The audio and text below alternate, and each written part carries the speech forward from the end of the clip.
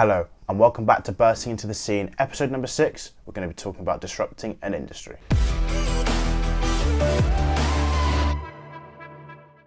Welcome back, everyone. Thank you very much for listening, and I hope your day is well. Today, I know obviously this topic, you're probably looking at it and going, what does he mean disrupting an industry? It's not a bad disruptive where you're going to, cause major delays, or if your train's late, it disrupts my entire day. No, nothing like that. This is talking about how you can utilize your skills to break down the status quo. The word disruptive, what it means to me comes from Rob Moore, the business entrepreneur. He's interviewed many millionaires. He has a podcast called The Disruptive. He's interviewed Andrew Tate as well, and other, billionaires and millionaires. And I went to one of his conferences, and he always used the word disruptive. How can you be a disruptor? That's what he is. That's how he's done it. Being disruptive means being different. And, I think it's so important that what I talk to you about, you can take some advice from and go, yeah, that makes a lot of sense. I don't want to be the same. It's a process. It's a massive process. And there are some key things that you always need to be able to do to make sure that when you're disrupting, you're doing it in the correct way. That's what I'm trying to do right now. I am on the journey of disrupting, being different, not doing things the same way, not doing things the normal way. And I'm not saying the normal way is a bad thing, because the normal way is your way. You have to make sure that you're doing it at your own pace. In my example, that was in football. I've obviously spoken about my journey, whatever. But now, looking from the business perspective, my way of disrupting in and leveraging my skills and knowledge was to break in and do something in this industry and this sector that I haven't seen before, that I know I can maximize to mine and other people's benefit as well. That was very important. And there are processes, and I'll talk about those processes that I had to go through and that I've been told to do as well, more importantly, in order to get to where I am and also where I want to get to. It's a long process. I'm not at the end of that process, but it's a long process. And the process isn't even very difficult. It just requires a lot of different things. Most importantly, belief. You have to believe in yourself.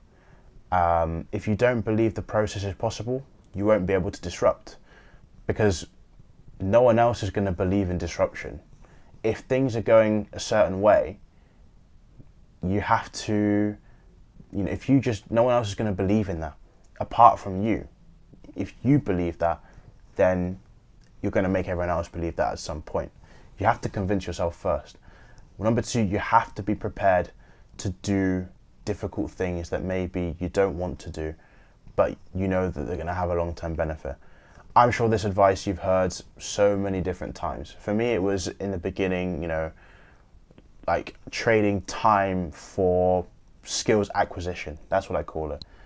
Volunteering, networking, going to conferences, going to meetings, doing calls. Like I'd have 5-6 calls in a day at sometimes, speaking to different people, everything, trading so much time and energy to be able to develop conversations, develop soft skills such as negotiations and networking, speaking to people that are way above my league, being comfortable in that environment. It took a lot. It didn't just come naturally. No one really prepares you for it. You have to go out and do the work. I'm reading a book. I don't know if you saw, it was in the background, one of the videos, if you're on the YouTube. It's called the 0.1% Academy. And he talks about the thing that separates the elites from the very, very good is preparation. If you prepare yourself right, then when you go to execute, there's less unknowns, there's less anxiety, because you've prepared for it well, and so you deliver and execute at a high level. This is the exact same thing with business. This is the exact same thing with football. Sometimes you're thrown into the deep end and an opportunity comes up and you have to adapt yourself. But this is what I've, learned especially, is that it takes a lot of time to be able to get to a point where you can now be the leader, or you can now be the expert. You can break into an industry, but if you don't know what you're doing, or you don't you didn't prepare for that, you didn't prepare to break in, then it's going to fizzle out. It's not going to last. A lot of people are worried about lack of qualifications or lack of skills. That's where you have to go and now develop yourself. Go to conferences, go to networking events, speak to people, outreach, message, email, LinkedIn, Instagram, commenting, liking, everything you can do to just build yourself up so that when you get to a point where you're ready to go, and when you have to go, you'll be ready. You've built up that network and that body of skills and that body of, I know what I'm doing. I'm prepared. I believe in myself. And this is something that I am now ready to show the rest of the world. The thing is, you have to show. You can't tell. In this game, in this life really, you have to always convince yourself. And it can be hard, because if you can't convince yourself, you're not going to be able to convince somebody else. And that takes a lot of development, a lot of, failing and doing things and not doing them so well, and not being afraid of that as well, to go, right, I'm ready to do this. When I was young, I used to be so scared of failing. And when I say young, I mean 15, 16 years old. I was just scared of failing. And even when I started my career in football, volunteering, the first volunteering role that I took was at a football club, Ashton United. And I was just scared of doing things wrong within the first 2 months of the season. I was just playing it safe. I don't want to upset anybody. I don't want to get the ticketing wrong. I don't want to get the programming wrong. So I just make sure I do it safely and to the best of my ability. But then as I got good at it and I made mistakes, because you're going to make mistakes regardless, whether you're scared of them or not, you're going to make mistakes. I think one time I got a player's name wrong in one of the programs, because I was responsible at the beginning for writing out the lineups. And one time it was either I got a player wrong who wasn't starting, or I misspelt his name. But obviously we write it up and then they put that in the program, which gets sold out to everyone. And it was just so embarrassing. The person who I was working with just said, David, you can't do that again. And I was like, oops, that was really embarrassing. And this is like 2 months into this volunteering. They've given me the opportunity and I've gone and done that. But next time, even that was such a small error, I would just make sure to proofread every single thing. It's still a mistake I make to this day in terms of proofreading and, typing things out. But I always just think about that example where I was like, do you really want that to happen again? I did make it again recently, but even then, and that was also pretty embarrassing for someone mistyping. But that is something that comes with it. You have to be prepared to do that. And then obviously as I built up, I started to do more roles within Ashton. And this is the first example. And eventually I got to a point where I was confident enough to go out on my own and leave that environment, having built up so many skills and being willing to make mistakes, being willing to then learn about where I've made my mistakes. That's how I built up my skills. That required no qualification. That just required my time. And, obviously balancing that with uni as well and other things, I still had to make sure that I'm building up my skills on the side to do this properly. So that's something that I think is massive. It's kind of two things I've said really, is belief and skills acquisition, but those are two things that you can do. And now with the power of social media and the internet, you can go out and do so much more in terms of learning. That's what I do. Just try to learn from people who have been there. That's why people say your network is your net worth, because you can learn from people who have been there and have done that and have seen it all. And that's how you develop a lot quicker. And I lean on my network, and I'm leaning on my network more now than I probably ever have, because I learned that, these guys have seen and have probably been in a similar situation to where I am at the beginning. So how can I learn from them, because they're experts and they do really, really well. They're at the top of their industry. Why would I not want to be like that? Well, I can just ask them and really begin to learn, so that when I go and try to now do something different, and when I do it and it comes out in its form, they believe me, because I've shown them that I am me. I've taken elements of what you said and I've made it into my own, and I've just gone, bow, that's what I wanted to do. So that's a lesson to learn in terms of belief, but developing skills. And it's so important when it comes back to this idea of disrupting, you know, it is a really, you know, what's the word? It is quite an explosive word, but it doesn't necessarily have to have an explosive meaning. It just means being different. One thing that I think is beautiful in people is that, you know, you have the opportunity now to be whoever you want to be, and being confident in that.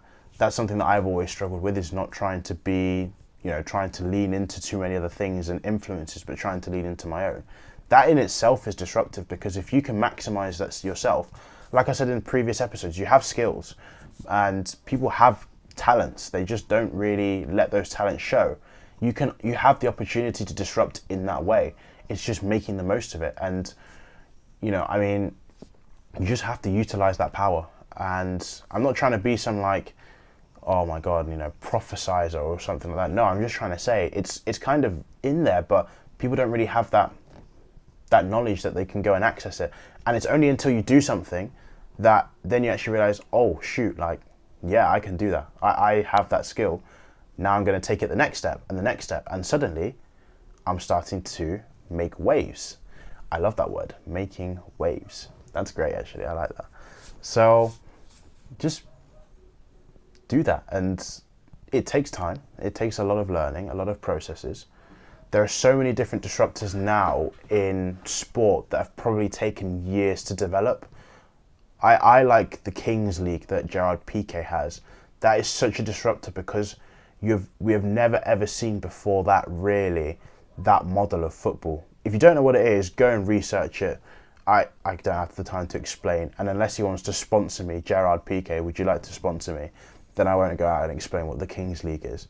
But that is the definition of a disruptor, because now it's becoming such a big thing, and it's still so new. It's only maybe 2-3 years old, I think, maybe even a little bit older, but it's a new thing that will take over. And the way that he's done it is really, really excelled to make sure that it does disrupt the football industry. AI is another big thing now. It's still relatively new in its formation, but in 5-10 years time, AI is going to become the norm. That is a disruptor, and it's becoming a thing in sport now. You're seeing, you know, initiatives. Clubs are doing things now where they're managing by AI. Look at the metaverse, for example, and the Manchester City thing. Go and have a look at that. That's disruptive. That's massive. That's a big thing. VR is becoming another thing. VR headsets in football grounds.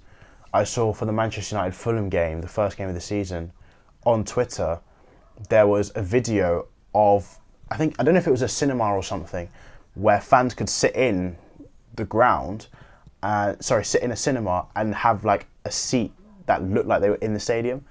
And so it was incredible, unbelievable. That is disruptive.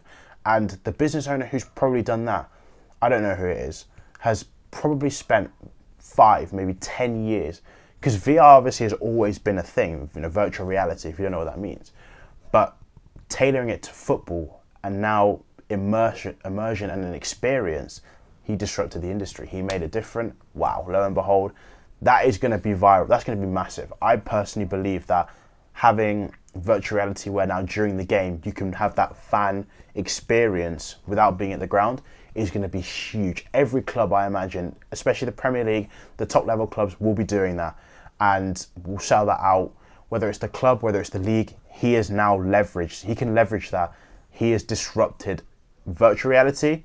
He's disrupted football and also fan engagement. 3 different ways of disrupting just by having an idea to go, right, I'm going to go and do this. And spent the time and dedication to, maybe that's an interview guest idea actually. I'm going to try and find out who did that and get him on, because that is so sick. That idea, when I saw that video, if you don't know what it is, type in Man United v Fulham virtual reality cinema. Have a look. That might come up, or it might lead you down a few rabbit holes, but eventually you'll get there. Unbelievable. Unreal. That thing just looked amazing. And I was just so impressed, really, with that whole thing.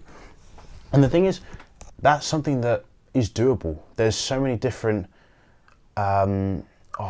Carl something. I think it was Carl Davidson, I want to say. Anyways, he's also doing something. He's another businessman, and he's doing something around immersion and fan engagement that's completely different to anything I've ever seen before. With the Champions League, in terms of, it's like a bit of like a box park, but then you get like another cool, it's like a football theme park. And I would imagine that no one's ever thought that this is something that could be done. And it's like the 4-minute mile. Once one person does something, then everyone else thinks they can do it and start to break that record. But it took that one person to disrupt and to break the mold to move forwards. So you've just got to find, and you have to believe that you can do it because you have the skill set. And these people, the thing is, they believed in themselves. And when I heard a few of them talk about, obviously not the VR guy, because I don't know what his name is yet, but particularly like in Carl's situation, I really hope I've got his name right. That'd be really embarrassing if I've got it wrong. But you can tell that he believes in the idea, and rather than tell us how much he believes in the idea, he showed us diagrams of what he believed, and then that makes me believe, and that makes person number 2, person number 3, person number 4 believe, and that's going to make Football Club A, Football Club B, Champions League, all these sponsors believe that this is something that can be done. That was about disrupting the industry, and that is how he did it. And so, the thing is, that I'm talking obviously now in big scale scenarios. It doesn't even have to be like that. It can be, in everyday life. You go out and develop your skills. You can, if you're not going to start a business, you can become the lead in your role in the entire country. Go on social media and have a look at some of these coaches now who might run football academies, for example, but they've monetized it because they now film things and they have content around it. They are now disrupting football coaching. Goldman, that's probably the best example. I don't know if you know who Goldman is. He's pretty much what I'm talking about. And I follow him for that reason, because he's teaching me actually a lot about, I know to some person it might just be, oh, he's just a YouTube content creator. But to me, I see more than that. I see business in what he's doing. The way that he clips things, the way that he puts things here, puts things there. He is disrupting it because he's doing it deliberately to get the attention of the engagers, of the watchers, sorry. And then he has it in a specific order, and that's how he monetizes it. That's how he makes himself relevant, and that's how he's now driving his own business through just owning a football academy, which not many other people do. And pretty much because he's the mainstay of how to do it, I now see other football coaches and academies do similar things, and I'm like, okay, that's pretty interesting, that's pretty unique. Now obviously some people don't know how to do that, but there's a disruptor there, and soon I reckon it'll become a standard in terms of everyone is going to have social medias, if they're coaches, if they're even football clubs, whatever, and they're going to do it in this way. But it took that one disruptor to do it first. And it's not even about doing it first. It's maybe that he wasn't even the first one, but it's to do it better than everyone else. And he disrupted social media management in sport coaching and academies. So that was very interesting. And that's an example of someone who put that time in because he developed his craft. And he's not even like multi-skilled. It's just normal striking academy. So that's pretty interesting. And again, it just takes a few things to think about. Fan tokens, they were disruptive. I remember there was a period where every single club pretty much had a fan token to a degree. Socios, that was it. I'm not sure where they are now because I think fan tokens are a bit dead. But every single club at some point had, even #United had fan tokens, and people were paying money for them. Some people were just paying money for virtual assets that they couldn't even hold or touch, that football clubs were just giving to them apparently, as part of an immersive experience. Someone had to come up with that idea. He was a disruptive individual. And that really shaped and reshaped the way that football clubs engage with their fans, particularly in a time when there was a lockdown. So these ideas, these strategies, and he probably didn't even invent cryptocurrency or fan tokens. He just found a way to package it into sport, package it into football. You can be an industry leader in sports psychology. You can be a psychologist at a football club, and you can go from being just a regular psychologist to being the recognized psychologist in football. Swindon Town have a podcast. Not Swindon Town. There's kitmen at Swindon Town who have a podcast. They are kitmen, but because they decided to, video it and talk about being kitmen, Now they get sponsorship deals and they have players that come on, and they were smart, they were clever because they disrupted kitmen. Everything, if you think about it in a way of business or not in a way of opportunity, has a way you can break and disrupt that specific niche. It's just about, can you notice it? Can you work around it? And that's something that I'm learning and developing, and also something that I'm seeing amongst other people. And it's really cool when you see it as well. So that was pretty awesome. And I think anyone can be disruptive. Any individual now has the opportunity to be disruptive. It's just, how do you go about doing it, and how do you learn about doing it? I've heard and learned a lot about being disruptive, and you have to be careful though, because you don't want to be disruptive in terms of just treading on too many toes. That's not a good thing either. You know, reputation is a big thing. If people don't like you, you don't have to like you, but if people just see a bad human being, then that's not really going to help your case. So you have to be smart with it. But there's many different ways around it, and there's a lot of lessons you can learn from it too. It's fascinating. So thank you very much. And I know this is a bit of a brief one, but I've got more episodes coming up and some exciting things along the way. I am really, really loving this podcast. I am excited to see where it goes, and I hope you guys enjoy it too. Thank you very much for listening, and I will see you in the next episode. Take care and peace.